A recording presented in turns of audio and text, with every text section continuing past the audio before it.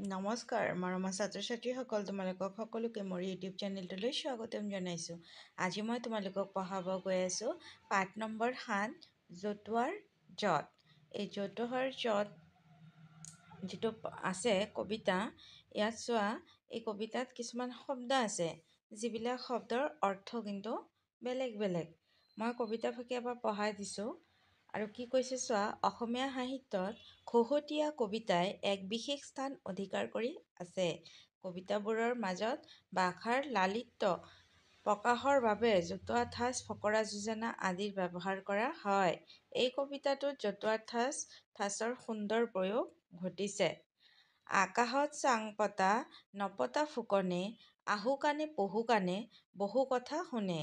আলসৰ লাৰু খাই গা নোচোৱাই, আতুম টোকাৰী তিও গাই বাই চাই। অকৰা উঠিলে মৈত লাগে হোৱা ধোৱা, সাধ্য নাই কাৰো তাক সহজে নমোৱা। আকুৰ গোজালি হয় আপুতৰ পোত, ঘিট মিট আন্ধাৰত সবে দেখে ভূত।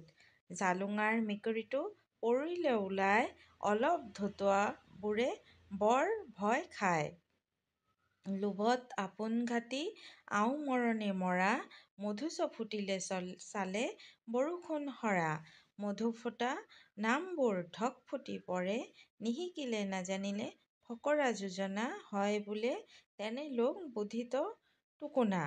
গোট গৰু হলে হয় আলৈ আথনি, পৰীক্ষাৰ বহীতো পৰে ৰঙা পেনে পনি।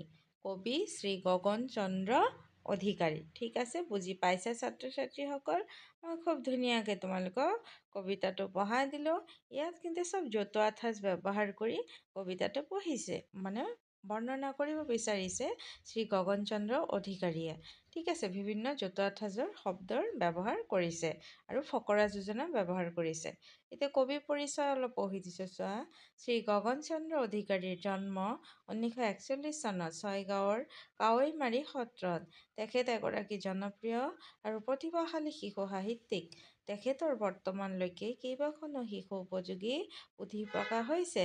তাৰ ভিতৰত টকাত একোটা হাতী নামৰ পুথিখনে অসম সাহিত্য সভাৰ শ্ৰেষ্ঠ শিশু সাহিত্য বঁটা আৰু ৰ'দালি এ ৰ'দে কন্দে পুথিখনে নেশ্যনেল বুক ট্ৰাষ্ট বঁটা লাভ কৰিছে।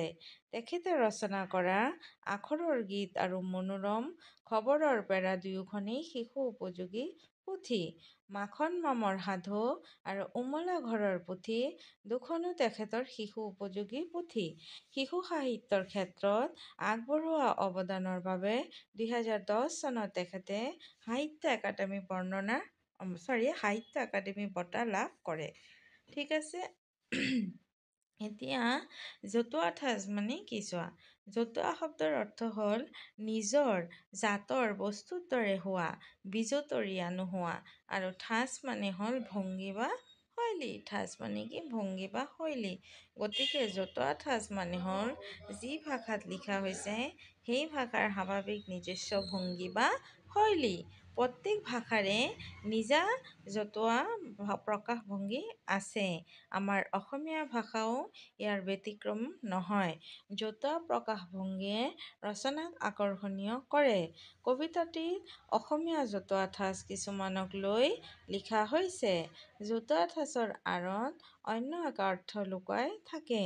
যেনে আকাশত চাং পতা, এই জতুৱা ঠাঁচটোৰ অৰ্থ হ'ল অলীক কল্পনা কৰা। কিন্তু ইয়াত থকা আকাশ আৰু চাং পতা দুয়োটা শব্দৰে নিজস্ব অৰ্থ বেলেগ বেলেগ। জতুৱা ঠাঁচৰ ব্যৱহাৰে ভাষাৰ সৌষ্ঠৱ বৃদ্ধিত সহায় কৰে। ঠিক আছে। আৰু এই যে জতুৱা ঠাঁচ আৰু অৰ্থ এইবিলাক দিছে, তোমালোকে এই শব্দ অৰ্থখিনি ধুনীয়াকৈ পঢ়ি ল'বা।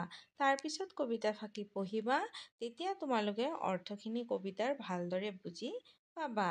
ঠিক আছে ছাত্ৰ ছাত্ৰীসকল, এই গোটেইখিনি জতুৱা ঠাঁচৰ অৰ্থ কিন্তু তোমালোকে পঢ়িবা। আগত অৰ্থখিনি পঢ়ি তাৰপিছত কবিতাটো আকৌ এবাৰ পঢ়িবা, তেতিয়া কবিতাটি ভালদৰে বুজি পাবা।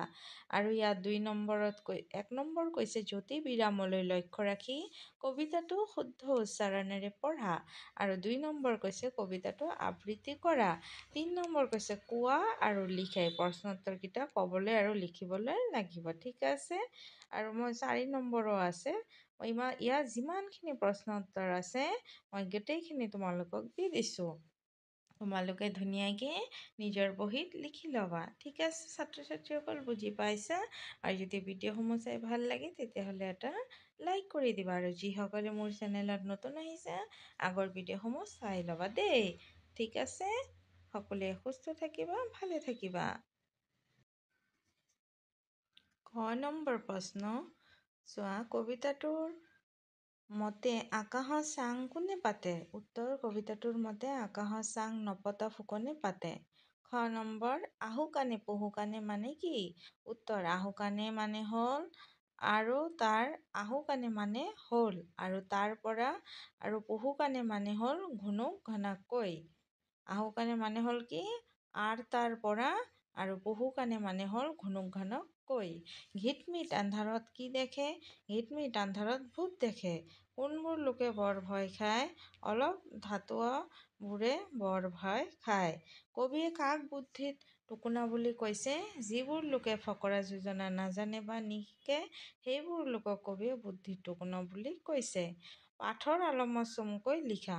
মৈত উঠিলে সহজে কাক নমাব নোৱাৰি? মৈত উঠিলে সহজে অকৰাক নমাব নোৱাৰি। আঁঠুৱাৰ তলত মহৰ কি অৱস্থা হয়? আঁঠুৱাৰ তলৰ মহৰ লোভত আপোন ঘাটি আওমৰণি মৰিবলগীয়া হয়। গ নম্বৰ, এইটো ৪ৰ গ নম্বৰ চাম। ফকৰা যোজনা নাজানিলে বা নিশিকিলে কি হয়? ফকৰা যোজনা নাজানিলে বা নিশিকিলে বুদ্ধিত টোকোনা হয়। ৫ নম্বৰ, বাকচৰ ভিতৰত থকা শব্দবোৰৰ বিপৰীত অৰ্থ বুজোৱা শব্দটো পাঠত বিচাৰি লিখা। তো মই ধুনীয়াকৈ শব্দৰ অৰ্থখিনি লিখি দিছোঁ। পোহৰ মানে আন্ধাৰ, জটিল মানে সহজ, অসাধ্য মানে সাধ্য, বেছি মানে কম, বিলোভ মানে লোভ, মিছা মানে সঁচা। ৬ নম্বৰ, পাঠত তোমালোকে হোৱা ধোৱা লাগে, বৰষুণ সৰে, চাং পাতে, কথা শুনে আদি জতুৱা ঠাঁচৰ ক্ৰিয়াবোৰ পাইছা। ইয়াৰ আলমত তলৰ শব্দবোৰৰ লগত খাপ খোৱা শব্দ শুদ্ধ ক্ৰিয়াপদটো চিনাক্ত কৰি খালী ঠাই পূৰ কৰা। যেনে কলম ধৰে লয়, উত্তৰ কি হ'ব? কলম ধৰে। চেপা মাৰে পাতে, কি হ'ব? চেপা পাতে। ঢেঁকী বান্ধে দিয়ে, উত্তৰ কি হ'ব? ঢেঁকী দিয়ে। পাচি গঢ়ে সাজে, উত্তৰ কি হ'ব? পাচি সাজে।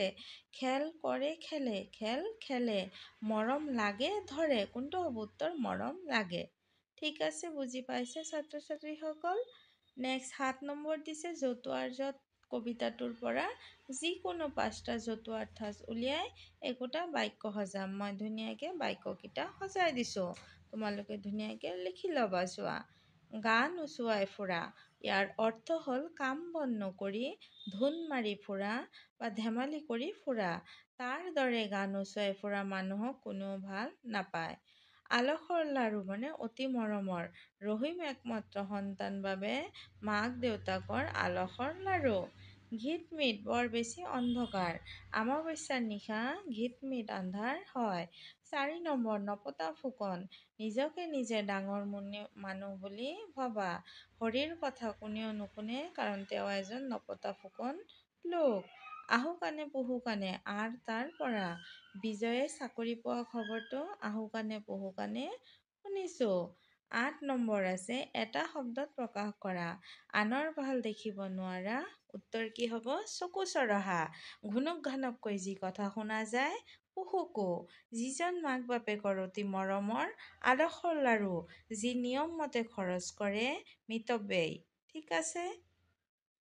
১২ নম্বৰ আছে, তলৰ যোজনা দুফাকীৰ অৰ্থ বুজাই লিখা। আপাদৰ মাত, আকালৰ ভাত। তো এইখিনি মই খুব ধুনীয়াকৈ লিখি দিছোঁ, তোমালোকে খুব ধুনীয়াকৈ ইয়াৰ পৰা লিখি ল'বা। উত্তৰ চোৱা কি আছে। আপাদৰ মাত আকালৰ ভাত মানে হৈছে যদি ওচৰ চুবুৰীয়া কোনো লোক বিপদত পৰে তেন্তে টকা পইচা দি সহায় কৰিব নোৱাৰিলেও এষাৰ মাত দিব লাগে। ঘৰ এখনত যদি বহুতো অভাৱ হয় আৰু তেওঁলোকৰ খাবৰ বাবে একো নাথাকে তেন্তে ভাত দিব লাগে। কথাতে বতা পায়, কথাতে কটা যায়। উত্তৰ, এই ফকৰা যোজনাটিৰ মূল ভাৱ হৈছে আমি কেতিয়াবা কাৰোবাৰ সৈতে কথা পাতিলে এনেকুৱা কিছুমান সত্য আৰু আনৰ প্ৰিয় কথা কওঁ যাৰ বাবে বেলেগৰ উপকাৰ হয় আৰু মানুহে আমাক ভাল পায় আৰু বাহ বাহ দিয়ে। আমি কেতিয়াবা সত্য হ'লেও কিছুমান কথা ক'ব নালাগে, কাৰণ সেই কথাটো আন কাৰোবাৰ বাবে অপ্ৰিয় হ'ব পাৰে আৰু সেইবোৰ কথা ক'লে মানুহে আমাক বেয়াকৈ কয় নাইবা বেয়া বুলি ভাবে। ঠিক আছে ছাত্ৰ ছাত্ৰীসকল, মই পাঠত যিমানখিনি আছিলে গোটেইখিনি তোমালোকক দি দিছোঁ। খুব ধুনীয়াকৈ তোমালোকে নিজৰ বহীত লিখি ল'বা আৰু ভিডিঅ'টো চাই যদি ভাল লাগে শেষত এটা লাইক কৰি যাবা আৰু ভাল লাগিলে কমেণ্ট ছেকশ্যনত জনাই যাবা। থেংক ইউ সকলোকে।